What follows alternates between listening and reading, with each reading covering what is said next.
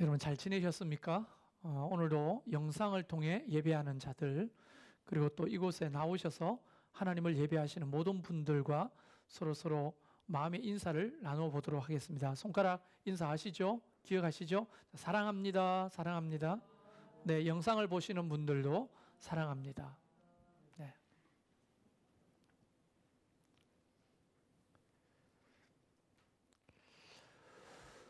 요즘 TV만 켜면 가장 많이 들리는 단어 중에 하나가 언택트라는 말이에요.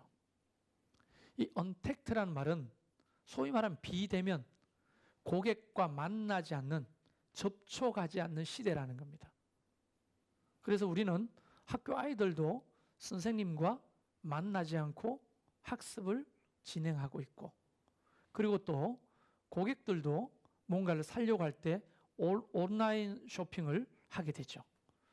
그리고 이제 예배마저도 우리는 이 언택트 시대를 살아가면서 비대면, 접촉하지 않고 예배하는 것이 일상화 되어가고 있는 시대를 사는 겁니다.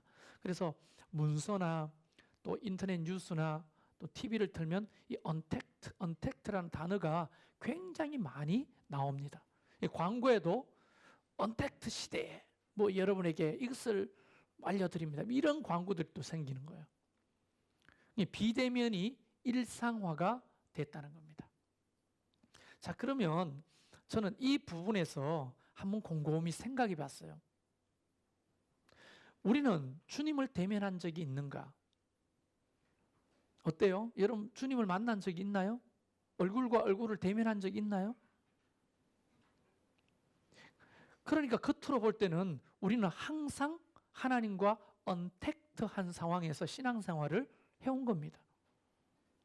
그러나 영적으로 볼 때는 이것은 언택트가 아니에요.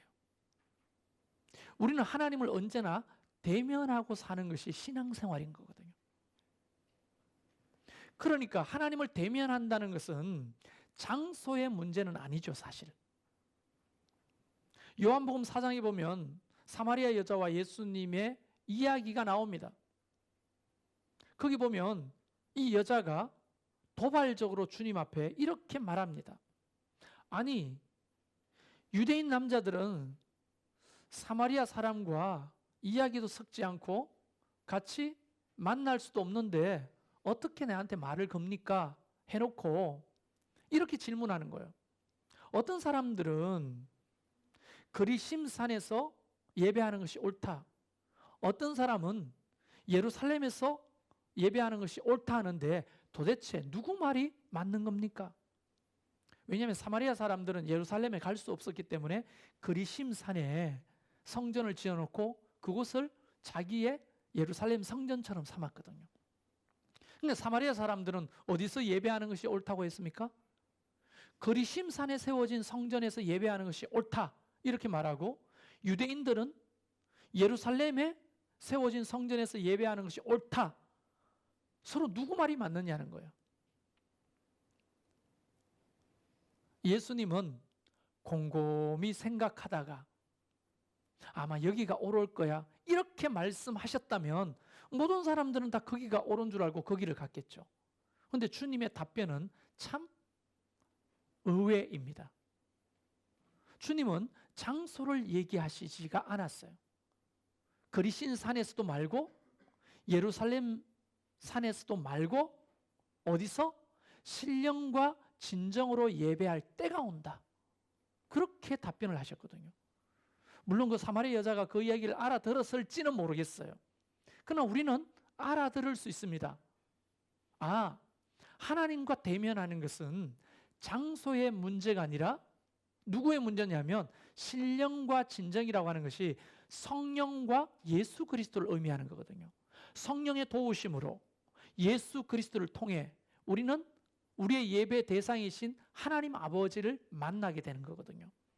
그러니까 성령의 도움 없이 예수 그리스도를 통하지 않고 누구든지 아버지를 만날 수 있는 자는 없다 하는 겁니다. 그것이 여러분이 매주 코로나인데도 불구하고 예배당에 와도 성령의 도우심이 아니고 예수 그리스도를 통하지 않고서는 아버지를 대면할 수 있다 없다? 없는 거예요.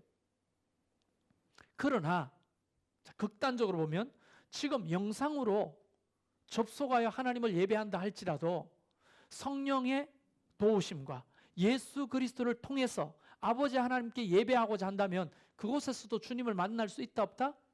있는 것입니다. 그런데 일부 극단적 기독교 보수자들은 무조건 예배당에서만 와야 예배가 맞다고 주장하고 도리어 예배하지 모이지 못하게 하는 정부 당국을 향해 고발을 했단 말이죠. 교회가. 그런 걸 생각하면 요한복음에서 예수님의 이야기를 그 목사님들이 제대로 들었는가 살짝 의심이 되고 제대로 아는가 의심이 되는 거예요. 그래서 내가 너무 편협한 생각인가, 내가 너무 신앙을 양보하는 것인가 하면서 여러 문헌을 찾아봤더니 제 생각이 결코 틀린 게 아니라는 거예요. 그러니까 장소의 문제가 아니라 뭐의 문제냐? 우리의 마음이 성령님을 의지하고 우리의 마음이 예수 그리스도를 통하여 하나님을 대면하고자 할 때만 온전한 예배를 드릴 수 있다는 거예요. 여기 앉아서도 딴 생각하면 예배 드리는 게 아니라는 거죠. 그런데 우리는 왜 예배당에 모여서 예배해야 되는가? 그것이 우리에게 훨씬 더 유리하기 때문입니다. 여러분 핸드폰으로 예배 드려보셨어요? 지금도 예배를 드리고 있는 자들에게 제가 솔직하게 하나님 앞에 묻고 싶습니다. 예배가 잘 되나요? 진짜 신령과 진정으로 예배하고자 합니까? 핸드폰 세워놓고 찬양할 때는 왔다 갔다 하고 설교만 힐끔힐끔 듣고 그런 적은 없나요? 모든 것을 패싱하고 설교만 들으려고 하는 건 아닙니까? 예배라고 하는 것은 훨씬 더 종합적이고 통합적인 거거든요. 그래서 우리는 예배당에 와서 사람과 사람이 서로 대면하고 그 마음을 가지고 성령님과 예수 그리스도를 통해 아버지 하나님을 대면하고자 하는 그 신실한 마음을 가지고 예배하는 것이 우리에게 훨씬 더 유리하기 때문에 모이자고 하는 거죠. 그러나 이런 상황 속에서는 남들한테 피해를 주고 또 사회에 엄청난 위험을 초래할 수 있는 대면 예배는 잠깐 내려놓고 언택트, 비대면 예배를 드리는 것도 결코 잘못된 것이 맞다 아니다? 아니라는 거예요. 실제로 보면 제가 오늘 주제는 이게 아닙니다만은 이것이 기본으로 이해돼야 다음 얘기가 가능한 겁니다. 실제로 초대교회는 희한한 분류의 사람들로 손가락질을 받았단 말이에요. 왜냐하면 2000년 전에 전 세계를 지배하고 있던 그 헬레니즘, 헬라 문화는 신앙이라고 하면 반드시 있어야 될 게 뭐냐면 신전이 있어요. 그리고 신상. 신전과 신상이 있어야 예배한다고, 제사 드린다고 생각했습니다. 그러니까 사람들이 어디를 찾아가요? 신전으로 찾아가죠. 그리고 어디에 조아립니까? 신상 앞에 조아리는 것이 가장 기본적인 신앙의 형태였어. 그게 신앙이에요. 그게 예배고 그게 제사야. 그런데 초대 기독교는 신전이 없어요. 신전이 어디 있었어요? 예루살렘 성전은 유대교 성전이죠. 교회는 없었어요. 대부분 우리 사도행전 2장부터 시작된 하나님의 교회가 이렇게 보면 건물을 세웠다는 이야기는 없죠. 다 어디서 모였습니까? 집에서 떡을 떼고 집에서 교제하고 집에서 예배했어요. 우리가 목장 모임 하듯이. 신전이 없어. 신상은 있어요, 없어요? 신상도 없어. 왜냐하면 하나님이 내 형상으로 그 어떤 거라도 내 형상을 만들지 말라고 했던 그 믿음도 이어가지만 기독교에는 신상이 없어요. 그래서 이것을 아주 보수적으로 받아들이는 분은 예배당에 십자가도 걸지 않습니다. 이게 하나의 우상이 된다고. 저거는 상징일 뿐이죠. 어쨌든 신정과 신상이 없을 때 그들이 모여서 했던 모임을 예배라고 한다면 그것은 장소의 문제가 아니었다는 겁니다. 언제나 언택트했다는 거예요. 만날 수 없는 상황에서 주님을 더 깊이 예배했다는 거예요. 신령과 진정이 중요한 거예요. 성령님의 도우심과 예수 그리스도를 통해서 아버지 하나님께 나가고자 하는 이런 마음, 이런 믿음이 없이는 아무리 화려한 예배당 들어가기만 해도 성당처럼 분위기가 아주 경건하게 만드는 그런 예배당이라 할지라도 그 마음이 없으면 예배가 안 되는 것이고, 허벌판 사막 한가운데 있어도 우리가 신령과 진정으로 예배하고자 한다면 그곳에 주님의 임재는 반드시 임하게 될 것이라는 겁니다. 그런 마음을 가지고 이 시대를 우리가 견디고 살아내야 하는 거예요. 할렐루야. 그것을 일단 마음에 조금 담아두고 오늘 말씀으로 들어가 보려고 합니다. 이 디모데전서는 편지입니다. 누가 누구에게 보내냐면 바울이 자신의 제자요 영적인 아들이요 후계자였던 디모데에게 보내는 개인 편지입니다.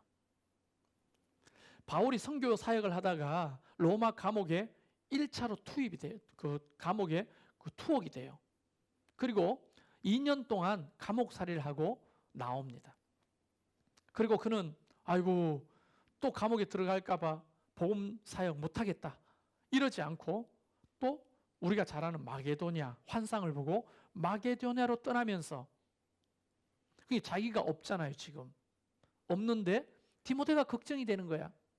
그 디모데가 어디에서 사역하냐면 에베소 교회를 담임하고 있단 말이죠.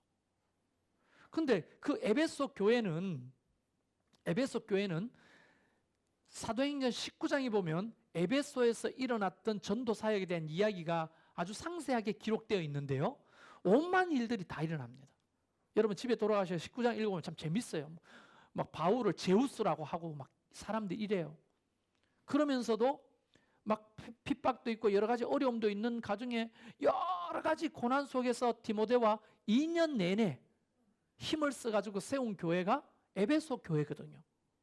그러니까 에베소 교회는 사실상 목회하기가 굉장히 까다로운 교회였어요. 거기에 나이도 어리죠. 경험도 없는 디모데가 목사님으로 가가지고 사역을 하는 거예요. 바울이라도 옆에 있으면 좋을 텐데 바울은 이제 또 감옥에서 나와가지고 2차 전도 여행을 떠나기 직전입니다. 그러니까 이 디모데만 생각하면 가슴이 답답한 거예요. 바울은 에베소 교회만 생각하면 걱정이 앞서는 거예요. 그래서 편지를 쓰는 겁니다. 그런데 그때 당시에 디모데가 목회했던 에베소 지역의 특징이 뭐냐면 외부적으로는 종교적인 핍박이 굉장히 심했습니다. 왜냐하면 그때 당시에 이 편지를 썼을 당시를 예측해 보면 AD 63년경이에요. 그러면 그때 당시에 로마의 황제가 누구였냐면 여러분도 다 아는 고양이 이름하고 똑같아. 검은 고양이 네로야. 네로 황제. 이 네로 황제가 그러니까 기독교 박해자의 대명사잖아요. 예수 믿는 것 때문에 온만 사람들을 기름에 튀겨 죽이고 얼굴에 가죽을 뺏겨가지고 죽이고 말려 죽이고 사자굴에 던져놓고 화형을 시키고 목을 자르고 가진 수법을 다해서 예수 믿는 사람을 잡아 죽일 때입니다. 외부적으로는. 그런데도 그 로마가 통치하는 지역 중에 하나인 에베소에 목회를 한다는 것이 정말 위험천만한 거예요. 그런데 그런 외부적인 핍박보다 더 어려운 게 있었는데 내부적인 잘못된 가르침이었어요. 일일이 다 설명하면 너무 길어서 다 설명할 수가 없고, 그 에베소 교회를 지배하고 있던 내부의 적이 누구냐면 첫 번째는 금욕주의자들이에요. 자기들이 신앙이 좋다고 자기 생각이 맞다고 막 강요하면서 결혼을 못하겠어. 그리고 결혼은 악한 것이라고 말하고, 그리고 먹지 말아야 될 거와 먹는 것들을 너무나 철저하게 구분해가지고 사람들 너무 힘들게 하는 거예요. 이 금욕주의자들 때문에 너무 많은 사람들이 헷갈리는 거예요. 그리고 또 그를 지배하고 있었던 것 중에 하나가 성적으로 문란한 이교도들 때문이에요. 교회 다니는 게 사실상 어떻게 보면 세상적인 관점으로 보면 재미가 없잖아. 그런데 그들이 섬겼던 신전에 가면 남자들이 특히 어떤 재미가 있었냐 하면 성적으로 마음대로 여사제와 놀아날 수가 있었어요. 그게 어떤 종교의 행위였어요. 그러니까 남자들은 차라리 교회 다니는 것보다 어디 다니는 게 재밌어요? 다른 이교도들을 섬기는 게 더 재밌는 거야. 그러니까 부인들이 남편의 신앙을 위해 얼마나 기도했겠어요. 이게 너무너무 힘드는 거예요. 세 번째가 어떤 그 이단이 많냐면 율법주의자들. 이 율법주의자들은 예수 그리스도를 통해서 율법이 완성되어 가는 것을 생각하지 않고 옛날 모세 시대 때부터 내려오는 율법을 그대로 고수하려고 하는 신앙자들이었어요. 그들은 난 지 8일 만에 할례를 받은 자들이야. 그러니까 이방인들이 다 커가지고 예수를 믿었는데 할례 안 받으면 구원 못 받는다고 그렇게 말하는 거예요. 할례가 뭡니까? 포경수술 받는 거잖아요. 그때 무슨 아주 날카로운 칼이라도 있었어요? 소독약이라도 있었어요? 진통제라도 있었어요? 없습니다. 그냥 내가 50이 넘었는데 교회에 왔어. 근데 그 율법자들이 말하는 거예요. 할례 받고 오세요.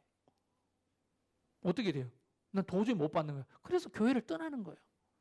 과연 할례를 받아야 구원받는가? 그러니까 이런 잘못된 가르침이 너무 교회 안에 많았다는 거예요. 뭐가 옳은지도 모르겠어. 그러니까 한마디로 목회하기 참 힘든 시기에, 목회하기 너무너무 힘든 상황 속에서, 목회하기가 너무너무 어려운 장소인 그 에베소 교회를 담임하는 디모데에게 이 편지를 전하는 거예요. 그러니까 절절하겠어요? 안 절절하겠어요? 정말 절절한 거예요. 물론 디모데 후서는 그 이후에 서신 겁니다만 디모데전서는 그렇다는 거예요. 이 가만히 보면 우리가 지금 신앙생활하기 힘들어요? 쉬워요? 힘들죠. 이 팬데믹, 대유행 시대, 그 다음에 언택트 시대, 만날 수 없는 이런 시대에 내 자신의 신앙을 지킨다는 게 이게 좀처럼 쉬운 게 아니에요. 너무너무 어려운 시기를 우리는 살아가고 있습니다. 그렇다면 어느 때보다도 디모데 전서를 통해서 주시는 하나님의 말씀을 우리가 귀를 기울여야 하는 겁니다.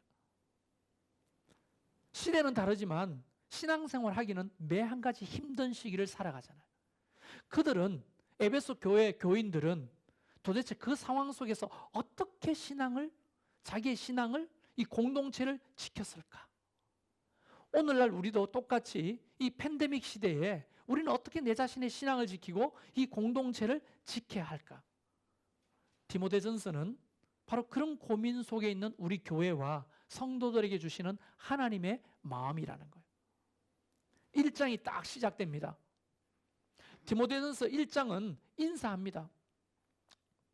인사를 하고 다시 에베소 교회가 처해 있는 그런 이단적인 부분이 가장 큰 문제라는 것을 환기시켜줘요. 디모데에게. 야, 외부의 핍박, 사람들이 예수 믿는 사람 잡아가는 거, 그거보다 더 중요한 게 뭐냐? 내부의 이단들이다. 잘못된 가르침이다. 너 그거 알지? 1장에는 그렇게 환기를 시킵니다. 디모데가 젊지요, 경험은 없는데 그렇게 힘든 교회를 맡았으니 얼마나 어려울까요? 그래서 1장에서는 바울이 자기 간증을 합니다. 내 같은 놈도 하나님께서 구원해 주셔가지고 사도로 삼았는데 하나님이 너를 지켜주실 거다. 네가 선한 싸움을 싸워라. 꼭 반드시 이기게 될 거다 하며 격려를 합니다. 그러니까 1장은 그냥 인사예요, 인사. 구체적인 가르침이 2장부터 시작되는 거예요. 가장 중요한 그런 시대를 살아가는 그 에베소 교회 교인들에게 이제 가르침이 막 시작되는 2장 1절이 우리에게 굉장히 중요한 이야기를 하고 있는 겁니다. 그러니까 여러분이 귀를 기울여서 뭘 들으냐면 그 디모데전서 2장 1절을 잘 눈여겨봐야 하는 거예요. 들어야 하는 겁니다. 자, 이렇게 말씀이 시작됩니다. 그러므로 이런 상황이므로 신앙생활하기 너무너무 힘든 상황이므로 그러므로 그러므로 내가 첫째로 권한다. 자, 여기 첫째로라는 말을 제가 지금부터 헬라어 원문을 이야기하는데요. 여러 단어가 나올 텐데 그냥 한 귀로 듣고 한 귀로 흘려도 돼요. 이건 별로 중요한 게 아닙니다. 그러나 성경 헬라어 원전에서 이야기하는 본래 의미를 설명하려고 제가 단어를 이야기하는 거예요. 자, 거기 보면 프로톤, 판톤이라는 말이에요. 프로톤, 판톤. 이 말이 첫째는 이 말이 첫째, 둘째, 셋째, 넷째 순서상 중요한다는 의미가 아닙니다. 순서상 중요하다는 의미가 아니라 중요의 우선도를 말하는 거예요. 이해되십니까? 첫 번째, 두 번째, 세 번째, 네 번째 이런 어떤 서열상의 문제가 아니라 중요도를 말하는 거예요. 중요도. 그러니까 지금 바울이 이렇게 말하는 겁니다. 내가 지금 얘기하려고 하는 이것이 가장 중요한 거야. 이렇게 편지가 시작되는 거예요. 그럼 우리에게도 중요할까요? 안 할까요? 어떻게 중요해요? 첫째로 중요한 거라는 거예요. 이게 신앙생활 할 때 힘드는 상황 속에서 가장 중요한 거다. 이렇게 편지가 시작되는 거예요. 그러면 설설설 읽다가 가장 중요한 거라고 이제 잘 봐야 되겠죠. 그리고 권한다. 이 권한다는 말은 파라칼레오라는 말을 썼는데 요구한다는 거예요. 내가 가장 중요한 것을 너에게 요구한다. 이것은 해도 되고 안 해도 되는 게 아니에요. 명령이고 요구입니다. 그러니까 앞으로 뒤에 얘기하려고 하는 것이 얼마나 중요한 상황인지를 우리에게 먼저 밑밥을 깔아놓고 시작하는 거예요. 그러니까 지금부터 내가 얘기하는 것이 그냥 최성열 목사가 이거 중요합니다. 꼭 들으셔야 돼요. 이런 의미가 아니라 성경에서 이런 힘들고 어려운 신앙생활 가운데 가장 중요한 것을 하나님이 말씀하신다는 거예요. 두 번째, 세 번째도 아니에요. 이게 가장 중요하다는 거예요. 옛날에 곡성이라는 영화 속에서 그 딸내미가 했던 단어가 생각나요. 무엇이 중한디? 기억나요? 그 전라도 말로 무엇이 중한디라고 막 눈을 부라리면서 아빠한테 했던 그 이야기가 제가 이 성경을 읽으면서 와닿았어요. 나도 그렇게 여러분에게 이야기를 하고 싶어요. 연기를 무엇이 중한디 지금? 이 팬데믹 속에서 언택트 시대에 무엇이 중한디? 여러분 살리려면, 여러분 자신을 지키려면, 여러분의 영혼을 지키려면, 이 공동체를 지키려면 뭐가 가장 중요하냐 말이에요.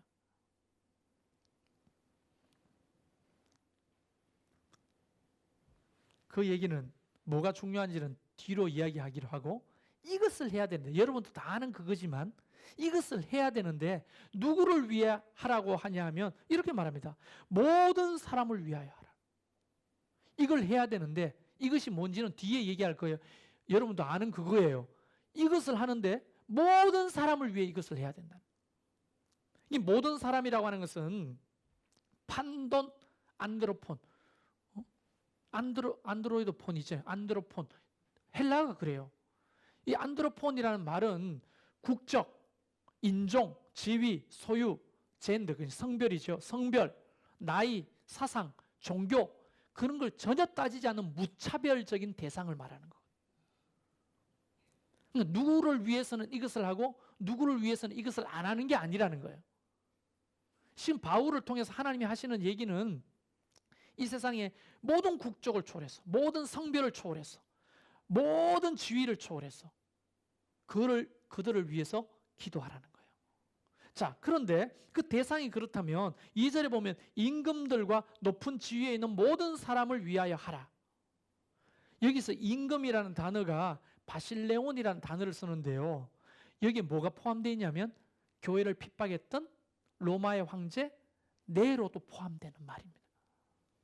야, 너희를 핍박하는 네로는 걔는 빼놓고 이게 아니에요.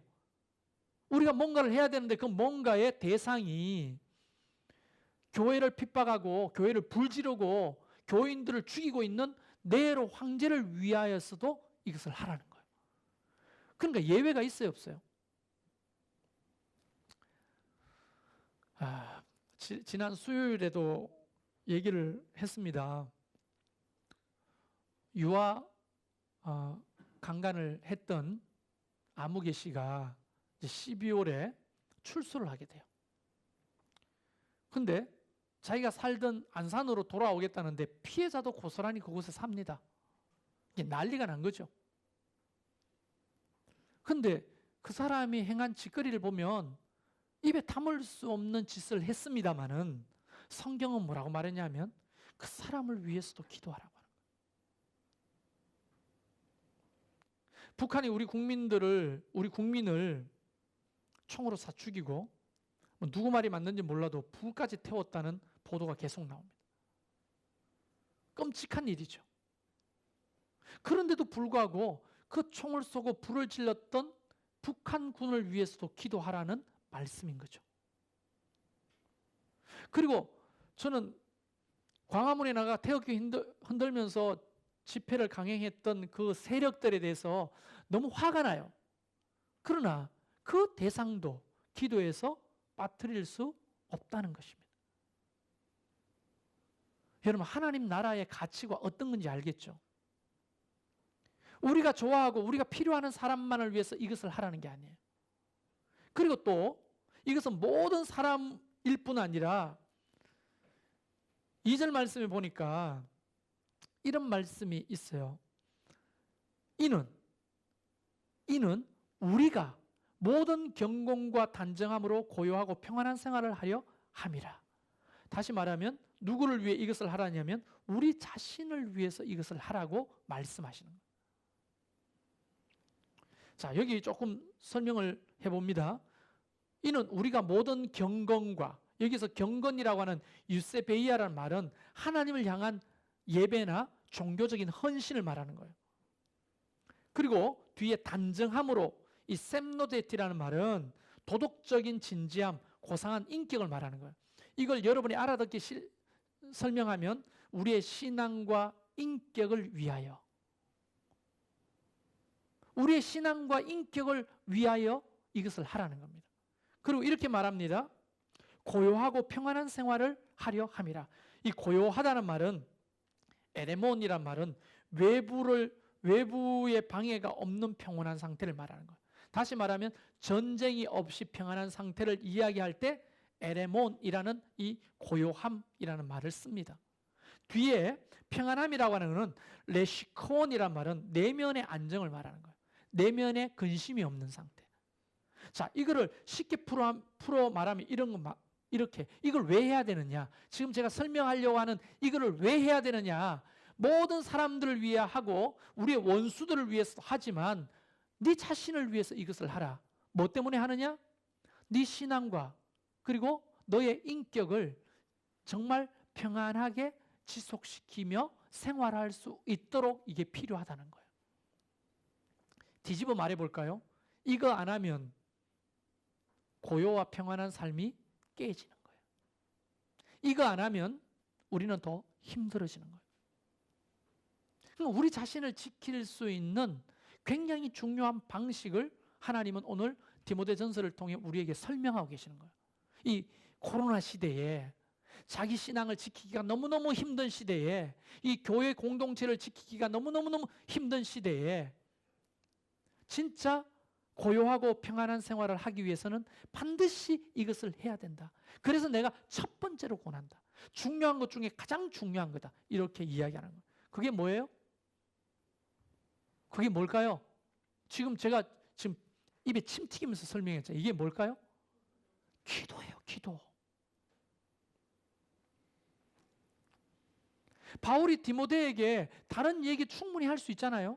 그런데 다 물리고 그런 상황 속에서 네 자신을 위해서라도 교회를 위해서라도 해야 되는 것은 바로 기도라고 말하는 거예요.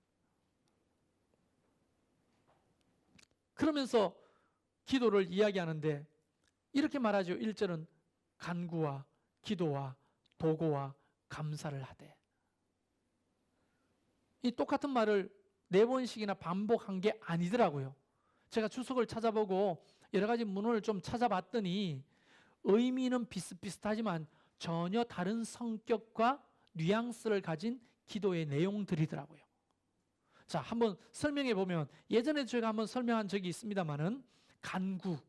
이 간구는 데세이스라고도 하고 데시스라고 말하는데 이 말은 반드시 뭐뭐 해야 한다라고 하는 앞에 데이라고 하는 접속사가 붙어 있어요. 그래가지고 이것을 이야기할 때는 긴박한 상황에서 반드시 해야 할 어떤 기도를 말하는 겁니다. 그런 게 우리 안에 많이 있어요, 없어요? 많이 있잖아요. 지금 여러분 코로나 끝나야 됩니까? 안 끝나야 됩니까? 뭐 때문에 끝나야 돼요? 그래, 네 말이 맞는데 우리가 지금 같이 살아야 되잖아요. 먹고 살기가 너무 힘들잖아요. 신앙 지키기도 너무 힘들잖아요. 여러분 지금 보고를 들어보면요, 교회가요 문 닫은 교회가 한두 군데가. 그 안 들어오면 뭐 인터넷으로라도 같이 예배를 드려야 되는데 접속도 안 해. 우리 교회도 지금 몇 명이 지금 접속되어 있는지 제가 실시간으로 한번 확인을 해보겠습니다. 우리 교인이 도대체 몇 명입니까? 근데 지금 여기 24명이 시청 중이에요. 여기 온 분들하고 여기 2명 가족들 같이 본다 셈 치더라도 많은 분들이 접속하지 않고 어디 가신 겁니까 도대체 이분들?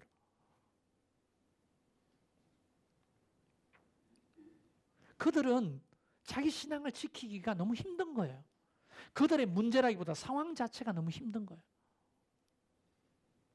그리고 오늘처럼 날씨가 좋은 날은 이 코로나19 시대가 아니었는데도 이런 날 성도들이 줄잖아요. 근데 더더욱 줄지요. 근데 그런 긴박한 상황을 우리는 하나님 앞에 올려드려야 되지 않겠습니까? 간구가 절실하게 필요한 시대가 아닙니까? 그리고 기도, 프로슈케라고 말합니다. 이 프로스라고 하는 전치사가 붙어 있는데 방향을 나타내는 거예요. 이 기도라고 하는 것은 하나님을 향해 하는 모든 경건한 아렘 또는 대화를 말하는 거예요. 우리가 지금 새벽부터 오전까지 여러분 원하는 시간에 와가지고 기도하라 했을 때는 제가 뭘 염두하고 했냐면 바로 이 프로슈케입니다. 하나님 앞에 머물러 앉아서 하나님을 묵상하고 주님께 머물러 있는 시간을 훈련하자는 거예요. 세 번째는 도고입니다. 엔톡시스라고 하는 이 도고는 청원하다, 중재하다. 우리가 다른 말로 다른 사람을 위해 기도하는 중보 기도를 말하는 거예요. 도고는. 여러분 우리가 기도해야 될 대상자들이 얼마나 많습니까? 우리 자신을 위해 기도해야 되겠지만 이 나라의 민족을 위해 기도해야 되겠고 선교사들을 위해 기도해야 되겠고 자꾸 세상에 빼앗기는 성도들을 위해 기도해야 되겠고 아픈 환우들이 얼마나 많습니까? 그들을 위해 기도해야 되겠고 우리 목장의 목원들을 위해 기도해야 되겠고 이 코로나 시대에 목자, 목녀, 목부들을 위해 중보해야 되겠고 그리고 마지막에 감사, 유카리스티아라는 말입니다. 이 유카리스티아라는 말은 좋은 것을 주는 것. 왜 좋은 것을 주죠? 추석날 여러분 뭘 줘요? 주변에 좋은 것들 선물하죠. 어떤 사람한테 선물해요? 지나가는 아저씨한테 선물해요? 내가 은혜를 입었다고 하는 사람에게 선물하잖아요. 그것처럼 이 유카리스티아라고 하는 것은 하나님께 얼마나 비치고 있는지를 기억하는 자만이 할 수 있는 기도가 바로 감사예요. 우리가 목장 모임할 때 감사 이야기를 하는데 감사할 게 없다는 사람이 간혹 있어요. 이번 주는 감사할 게 없다고. 진짜 감사할 게 없나요? 생각해보면 우리가 하나님으로부터 얼마나 많은 빚을 지고 있는데요. 하나님의 사랑과 은혜 가운데 있는데요. 사실 여러분이 조심해서도 그렇지만 우리 교회가 지금 지난 2월 말부터 지금까지 그래도 코로나 한 명도 걸린 사람 없고 너무 감사하잖아요. 우리가 뭐 열심히 조심하고 열심히 해서 그렇다 하지만 하나님의 은혜가 아니면 안 되잖아요. 하늘에서 떨어지는 참새 한 마리도 하나님 허락 없이는 떨어뜨릴 수가 없는데 참 감사한 거죠. 그리고 우리는 개인적으로 여러분 하나님 앞에 감사할 거 찾아보면 너무 많잖아요. 어떤 집 이야기를 들어봤더니 아이들과 함께 오감사를 한다고 하더라고요. 오감사. 매일 5가지의 감사를 쓰는 거예요. 매일 5가지 감사가 있을까? 우리 일주일에 한번 목장 모임할 때도 감사 없다고 한다면 그게 무슨 문제인가 하면 하나님께 얼마나 비치고 있는지에 대한 인식이 없을 때 나타나는 현상인 거예요. 우리가 하나님께로부터 얼마나 많은 빚을 지고 삽니까? 할렐루야? 그러니까 기도란 너나 내나 할 것 없이 하나님 앞에 간구든 기도든 도고든 감사를 할 수 있는 사람만이 자기를 지키고 남을 지킬 수 있다는 거예요. 그래서 기도라고 하는 것은 신약학적으로 기도를 정의하면 이런 겁니다. 기도란 피조물인 인간이, 잘 들었어요, 성령님의 도우심을 힘입어. 이게 빠지면 기도가 안 되죠. 중보자이신 예수 그리스도로 말미암아 창조주요 섭리자이신 아버지 하나님께 나아가 그의 도우심을 구하거나 더불어 대화하는 모든 행위, 그게 기도라는 거예요. 더 쉽게 설명해 볼까요? 삼위일체 하나님과 교제하는 것, 이게 기도라는 거예요. 그러니까 이 사람이 신앙생활 한다 안 한다를 뭐를 규정할 수 있습니까? 삼위일체 하나님과 교제하느냐? 신앙생활 하는 사람. 안 하느냐? 신앙생활 안 하는 사람이에요. 교회에 나와도 성삼위 하나님과 교제하지 않는 기도 생활이 없다? 신앙생활 안 하는 거예요. 종교 활동을 하는 거지. 3절에는 이것을 하나님이 이렇게 말합니다. 3절 보세요. 이것이 우리 구주 하나님 앞에 선하시고 받으실 만한 것이다. 이걸 헬라어 원문으로 보니까 이거예요. 진짜 딱 이거예요. 하나님이 뭐라고 하시냐면 이 기도 생활은 하나님 자신의 성품에 딱 걸맞는 행위이기 때문에 받아들인다는 말입니다. 직역을 하면. 그걸 또 최성열 목사식 직역을 하면 이런 거예요. 하나님이 뭐라고 하느냐? 3절에 야, 기도하는 사람을 보고 딱 내 스타일이야. 그래서 나는 내가 너를 연락하겠어. 이렇게 말씀하신다는 거예요. 하나님이 기도하는 사람을 보고 딱 내 스타일이야. 응? 내가 원하는 게 바로 그 모습이야. 그래서 나는 너를 받아들이겠어. 이렇게 말씀하셨다는 거예요. 이게 풀어서 설명하면 이것이 우리 구주 하나님 앞에 선하고 받으실 만한 것이니 라고 설명하는 겁니다. 어때요? 여러분, 우리 스타일이 아는 것은 우리 같이 놀지도 않죠? 저 사람 내 스타일 아니야. 안 놀잖아요. 이 음식 내 스타일, 그거 먹어요? 안 먹죠?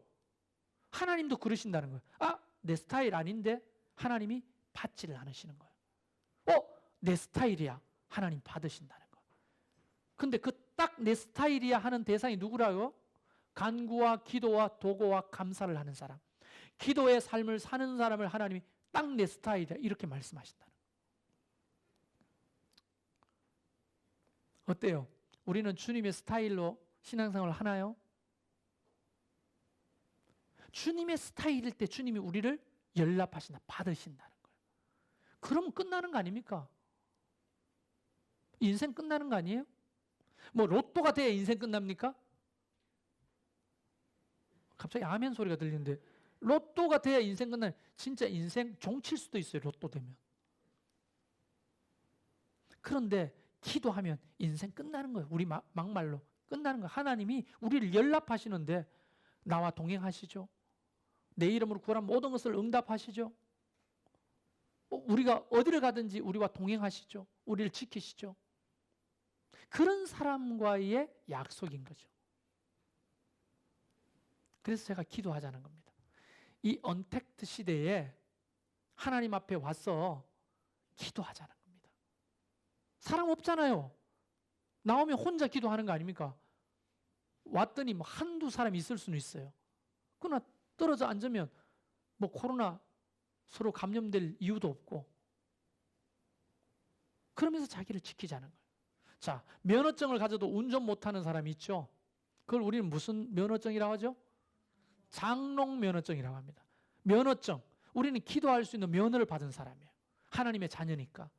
그런데 기도 안 해. 뭐 때문입니까? 장롱 면허증 있는 사람 2가지 때문에 차를 못 몰아요. 첫째, 차가 없거나 차가 없잖아요. 둘째, 운전해 본 경험이 없거나. 이걸 기도로 말하면 이렇게 말하죠. 기도할 수 있는 면허증을 가지고 있는데도 기도를 안 해. 두 가지입니다. 믿음이 없거나. 차는 믿음이에요. 믿음이 없거나.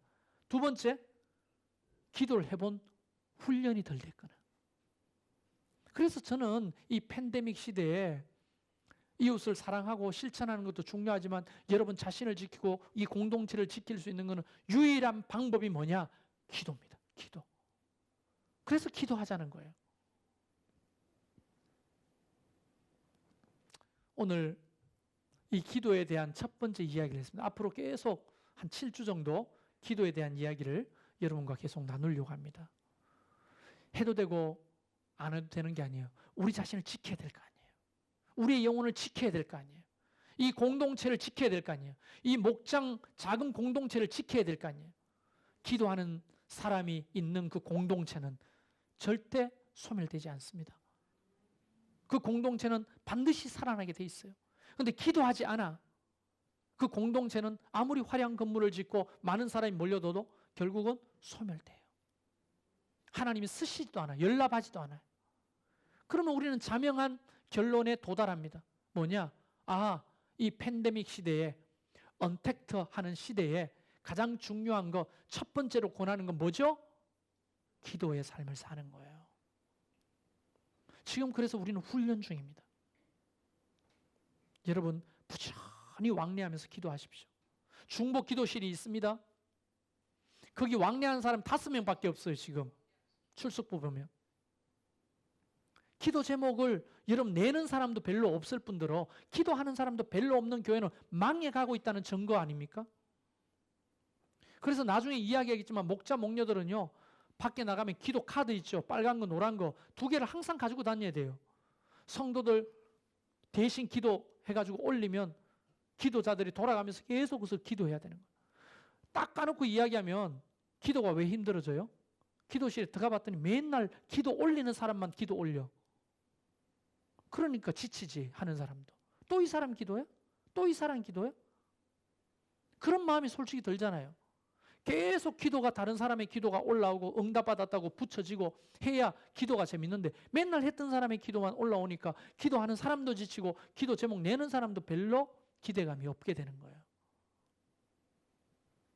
기도 제목이 많다는 것은 영적으로 활발한 운동이 일어난다고 하는 증거 중에 하나입니다. 이제 기도를 살릴 때예요. 여러분이 개인의 기도를 살릴 때입니다. 우리 중보 기도를 살릴 때예요. 그래야 여러분도 살고 우리도 살고 이 팬데믹 시대 교회도 삽니다. 할렐루야. 우리 같이 찬양합시다.